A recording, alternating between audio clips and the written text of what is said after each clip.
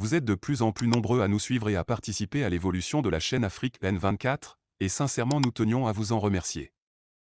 Nous lisons tous vos commentaires qui enrichissent le débat et vraiment nous vous demandons de nous soutenir, en aimant les vidéos pour une large diffusion, et pour continuer à avoir une ligne éditoriale indépendante, et vous proposer de nouvelles émissions toujours de plus en plus enrichissantes.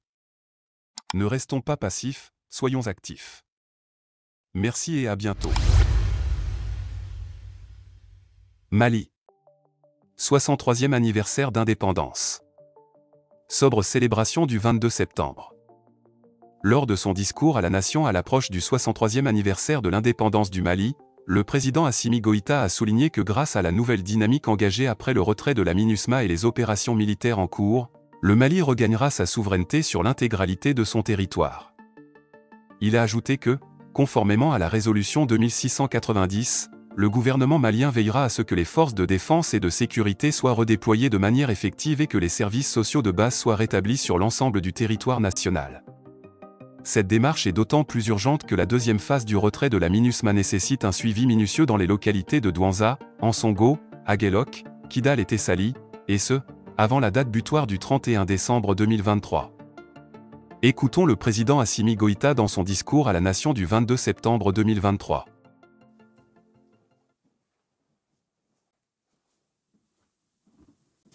Maliennes, Maliens, mes chers compatriotes,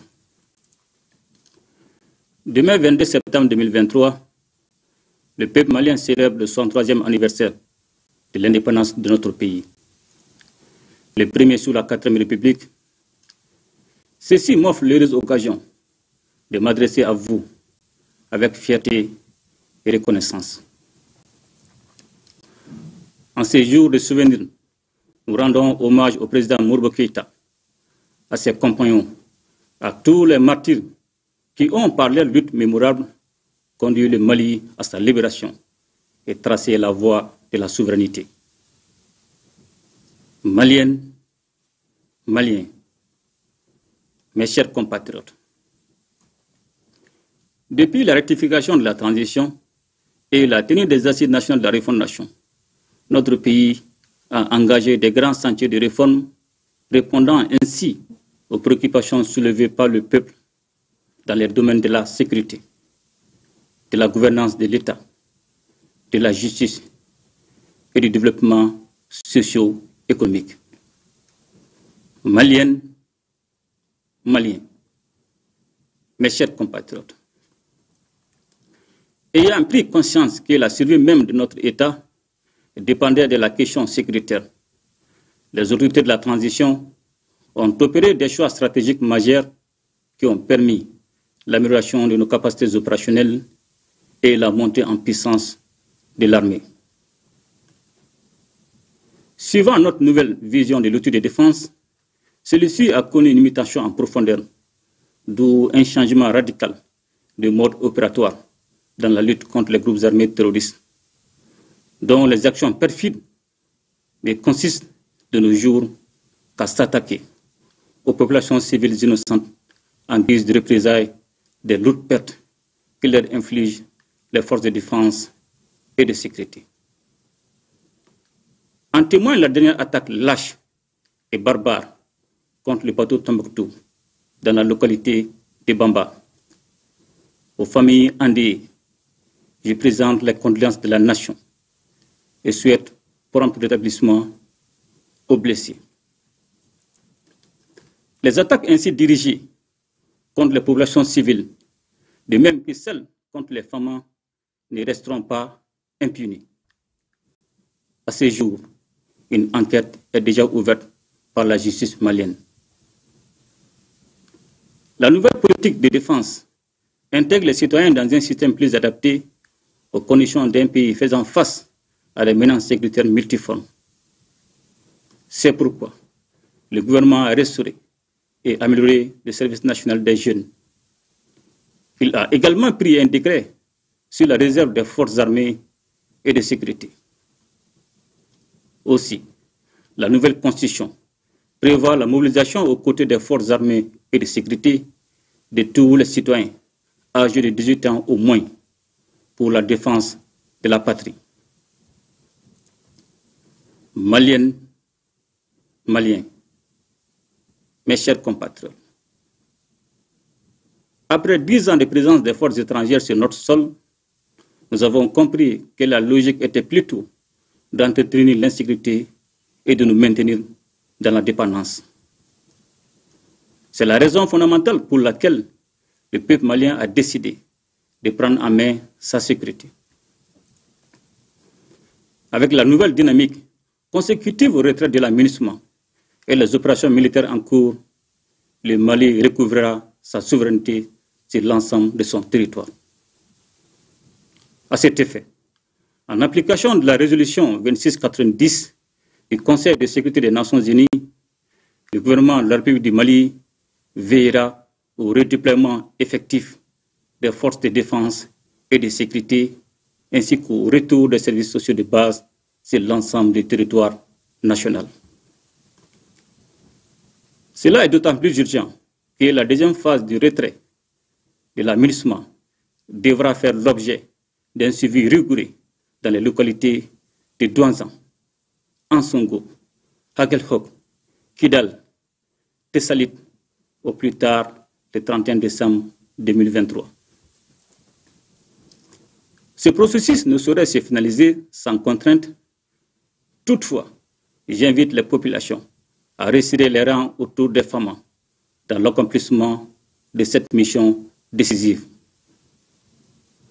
Maliennes, Maliens, mes chers compatriotes, face aux multiples défis auxquels notre pays est confronté, notre diplomatie a su se réinventer pour jouer tout son rôle dans l'atteinte de nos objectifs majeurs de refondation, notamment la reconquête de notre souveraineté. Les résultats obtenus en termes de crédit de notre pays, mais aussi de mobilisation de ressources et de partenariats en soutien à nos efforts de développement, confortent nos choix. Ce repositionnement stratégique impulsé est appelé à se poursuivre dans un contexte d'incertitude lié aux profondes mutations en cours sur la scène internationale. Maliennes, Maliens, mes chers compatriotes, notre pays compte sur son capital humain pour relever les défis de la construction d'une nation prospère. C'est pourquoi les secteurs de l'économie, de l'éducation et de la santé bénéficient d'une attention particulière de la part du gouvernement. Concernant le secteur éducatif, je tiens à saluer l'ensemble des acteurs, particulièrement les enseignants qui travaillent avec abnégation pour donner une bonne instruction aux enfants du Mali. C'est le lieu de relever la bonne organisation des examens depuis l'avènement de la transition. Cette année, les capacités d'accueil au niveau du secondaire seront renforcées avec la construction de lycées dans certaines régions. Au niveau de l'enseignement supérieur, la création du centre d'intelligence artificielle et de robotique est la preuve que le Mali entend promouvoir son développement par les technologies modernes. Conscient des difficultés qui assaillent le système éducatif et de la nécessité de réunir les acteurs, comme le recommandaient les Assises nationales de refondation, le gouvernement prépare activement les états généraux de l'éducation. Cette rencontre s'attachera à proposer des solutions consensuelles aux problèmes diagnostiqués en vue de sortir notre système éducatif des contraintes structurelles qu'il connaît. Maliennes, Maliens, mes chers compatriotes, l'emploi des jeunes participe au développement économique et à la stabilité sociale du pays. Au-delà des recrutements dans la fonction publique, le gouvernement travaille à mettre en place les meilleures conditions pour l'employabilité des jeunes ainsi que la création des emplois. Dans le nouveau contexte lié au retrait de la MINUSMA, le gouvernement a élaboré une stratégie d'atténuation des impacts socio-économiques. La santé de la population constituant une priorité pour le gouvernement, nous avons pris diverses mesures pour l'amélioration du plateau technique en procédant à l'équipement de certains hôpitaux. Par ailleurs, Plusieurs centres hospitaliers ont été dotés d'ambulances qui permettent d'assurer désormais une prise en charge rapide des malades. Sur le plan sportif, de nombreux chantiers de construction ou de rénovation d'infrastructures sont en cours de réalisation. Toutes choses qui motivent la jeunesse dans plusieurs disciplines sportives. Au nom de notre peuple, j'adresse mes chaleureuses félicitations à tous nos champions. Maliennes, Maliens, mes chers compatriotes, je voudrais en ce jour anniversaire saluer la résilience du peuple malien qui consent d'énormes sacrifices pour que nous puissions atteindre nos nobles objectifs de développement et de reconquête de notre souveraineté.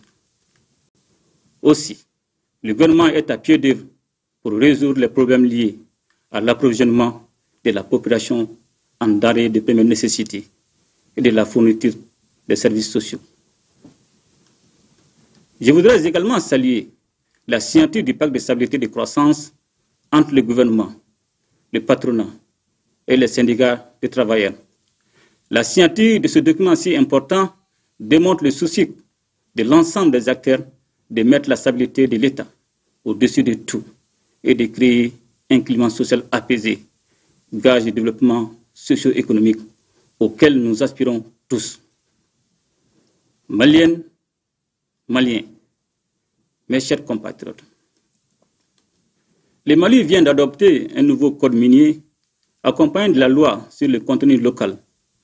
Avec ces deux textes, nous attendons sortir le secteur minier de sa situation actuelle d'enclave et l'intégrer à l'économie nationale. Par ce fait, notre pays canalisera les revenus qu'il est en droit d'attendre de l'exploitation minière et développer par la même occasion le tissu industriel et commercial, ainsi que les diverses infrastructures au niveau local et national. La création de la société de recherche et d'exploitation minérale, une société appartenant à l'État à 100% et qui sera chargée de faire de la recherche et de l'exploitation minière et prendre des participations dans le capital d'autres sociétés, participe de cet esprit. Le gouvernement travaille également sur le projet de création d'une usine d'affinage de l'or qui nous permettra d'assurer le traitement du minerai avant l'exportation, créant ainsi de l'emploi et de la valeur ajoutée. Maliennes, Maliens, mes chers compatriotes, notre ambition étant d'atteindre l'autosuffisance alimentaire sur l'ensemble du territoire national, le gouvernement a consenti d'énormes efforts en faveur du monde rural. Qu'il s'agisse de la subvention des intrants agricoles ou la fourniture d'équipements, l'agriculture fait l'objet d'une attention particulière dans la stratégie gouvernementale. Quant à la recherche agronomique, elle donne beaucoup d'espoir avec le développement de nouvelles variétés dont la culture sera déterminante dans la recherche de solutions à l'insécurité alimentaire dans notre pays. Maliennes, Maliens, mes chers compatriotes, la question de la justice demeure l'une des revendications fortes du peuple malien. Aussi, en vue de renforcer l'institution judiciaire, plusieurs mesures importantes ont été adoptées.